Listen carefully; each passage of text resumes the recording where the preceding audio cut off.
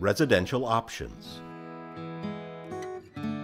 So when a person is thinking that they're going to move out of their family home and move into the community, some people can do it and live independently, but others need some support to do that.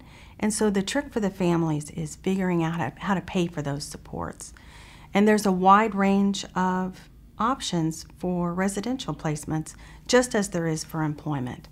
And so again, we'll start with the most restrictive and kind of talk through them through the least restrictive.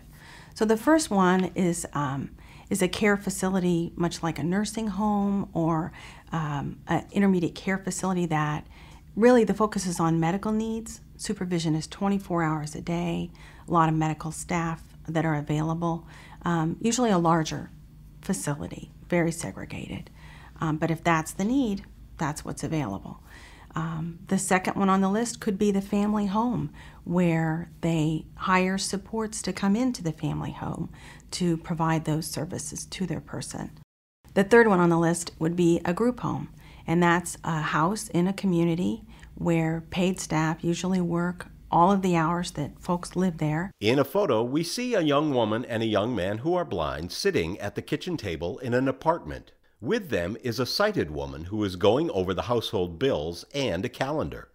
The numbers vary in a group home. I've seen group homes as small as 4 to 6, and I've seen group homes that had 8 to 10 people in them. And then the next one on the list would be living in an apartment or a house with 1 or 2 people with paid support staff.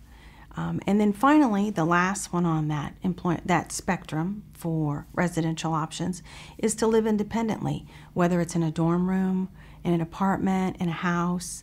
And usually those folks may not need support, or they may have a friend who helps them out, so it's not a paid situation. Fade to black.